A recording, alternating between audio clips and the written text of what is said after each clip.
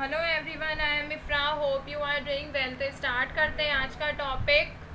आज हम पढ़ने वाले हैं लेटर राइटिंग।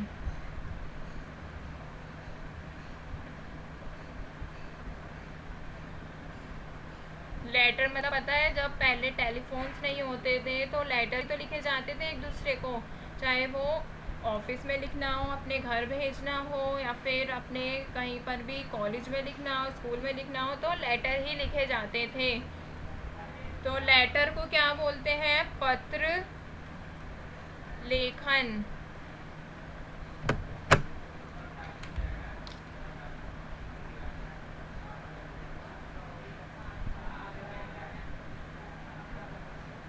सबसे पहले समझते हैं लेटर राइटिंग होता क्या है। ठीक है, व्हाट इज लेटर राइटिंग। तो यहाँ पर लिखते हैं letter writing has been deemed as one of the most useful forms learnt and used for various reasons।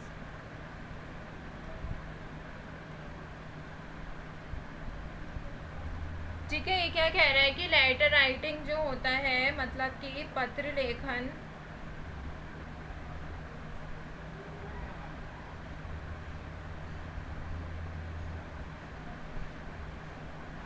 वो हमने तो पत्र लेखन को डिफरेंट रीज़न से सीखना चाहिए और यूज़ किए जाने वाले सभी उपयोगी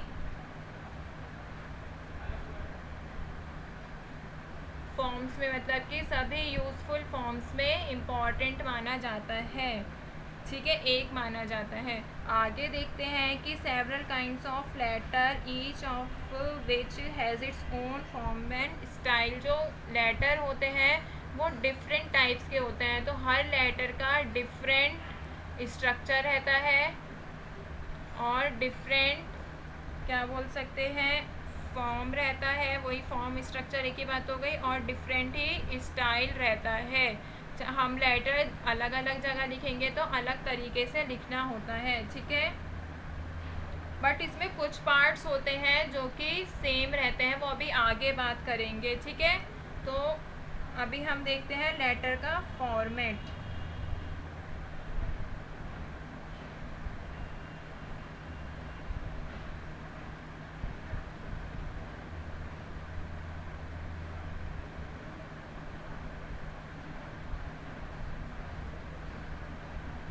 राइट, यहाँ पे लिखते हैं फॉर्मेट ऑफ लेटर, मतलब जो चीज़ें सेम रहती हैं। ठीक है, तो फर्स्ट क्या होता है? Sender's address.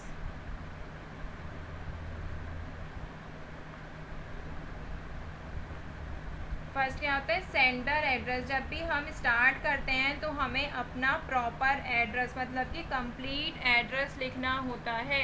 कहाँ पर? राइट हैंड साइड पर, नहीं, left upper left hand side. तो हमें सेंडर एड्रेस कहाँ लिखना होता है? लेफ्ट हैंड साइड, मतलब कि यहाँ पर। ठीक है, कॉर्नर में। इसमें हम क्या क्या इंक्लूड कर सकते हैं? इंक्लूड योर एंटायर नेम, जिस नाम से आप जाने जाते हैं। ठीक है, और अपनी स्ट्रीट के बारे में लिख सकते हैं, स्ट्रीट का एड्रेस, और city, state and pin code, जिसको हम क्या बोलते हैं, या फिर जिप कोड, ये आप लिख सकते हैं अपने एड्रेस में। ठीक है, अभी नेक्स्ट देखते हैं। सेकंड क्या आता है? Date. Specify date line.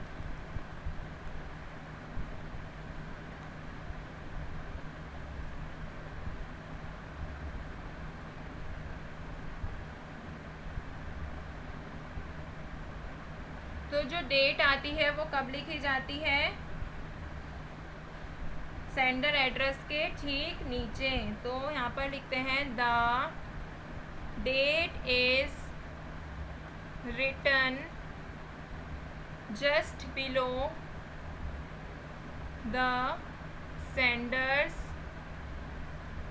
Address. अब आप समझ गए होंगे, सबसे पहले सेंडर एड्रेस, उसी के ठीक नीचे क्या आएगा? डेट लिखा जाएगा, ठीक है, तारीख लिखी जाएगी। ये इसलिए लिखा जाता है ताकि जो रीडर होगा, जो रिसिपेंट होगा, जो हमारे लेटर को पढ़ेगा, उसको पता चले कि ये लेटर कब लिखा गया था। तो डेट को हम कैसे लिख सकते हैं? बहुत सारे तरीक़ों से, जैसे 4 जुलाई 2017, फिर जुलाई 4 2017, फिर 4 जुलाई 2017, 4 जुलाई 2017, फिर डॉट से भी हम लिख सकते हैं। इनमें से आप किसी भी तरीके से डेट को लिख सकते हैं, बस समझ आनी चाहिए, ठीक है। थर्ड देखते हैं, इसके बाद क्या होता है? Greeting and salutation. यहाँ पर लिखते हैं ग्रीटिंग एंड सैल्यूटेशन, ठीक है।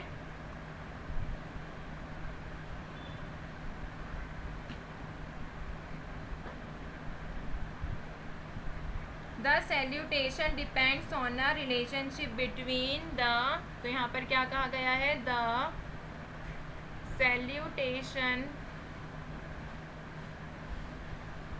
Depends on the relationship between the sender and the receiver। जो लेटर को भेज रहा है और जो रिसीव कर रहा है, इन दोनों के रिलेशनशिप पर ही कैसे क्या लिखा जाएगा? उसके अकॉर्डिंग ही सैल्यूटेशन लिखा जाता है। जैसे यहाँ पर मैं बता देती हूँ, अगर फैमिली मेंबर्स हैं या फिर फ्रेंड्स हैं, तो हम कैसे लिख सकते हैं इसको? डियर करके, डियर फादर, डियर मदर, या फिर डियर अपनी फ्रेंड का नाम जो भी है, रीना, कुछ भी लिख सकते हैं जो है। फिर क्या होता है? टू बिजनेस पीपल, जब हम किसी ऑफिस में काम करते हैं, किसी बिजनेस में काम कर रहे हैं, या फिर अपने कॉलेज स्कूल में लिख रहे हैं, तो हम कैसे लिखेंगे? रिस्पेक्टेड करके भी लिख सकते हैं, या फिर डियर करके भी सर लिख सकते हैं, डियर सर, डियर मैम, ये सब, ठीक है, कुछ भी लिख सकते हैं। अपने रिलेशनशिप के अकॉर्डिंग आपको ये खुद लिखना होगा। फिर उसके बाद क्या आता है?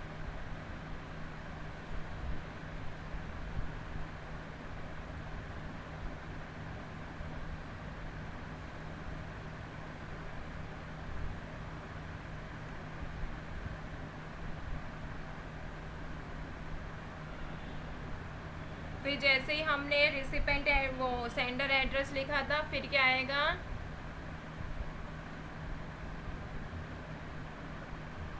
Recipient address.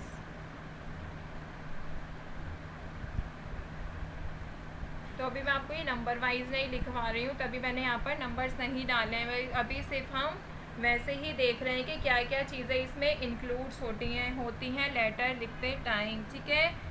Place of the recipient entire address after skipping a line. तो यहाँ पर क्या लिखा जाता है? द रेसिपेंट नेम एंड, अगर उसकी कोई पोस्ट है तो उसको क्या बोलेंगे? उसका टाइटल लिखा जाता है। And postal address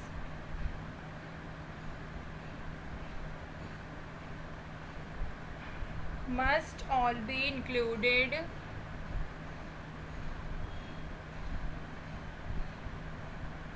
in professional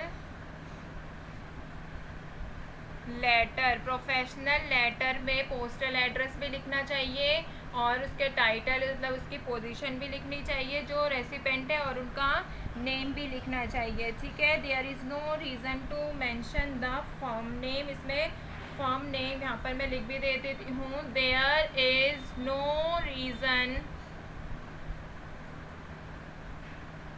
to mention the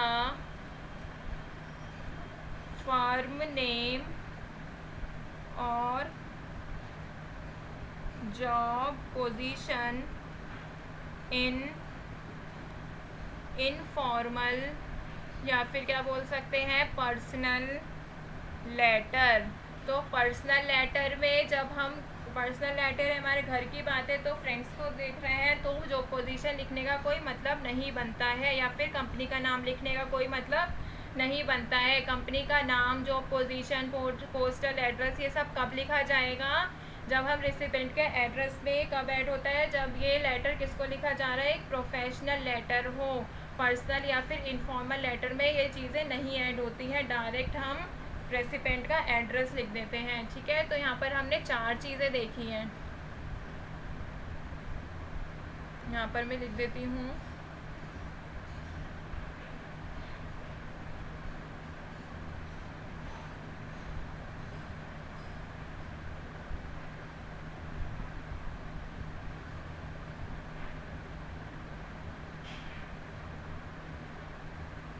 Parts that included in letter।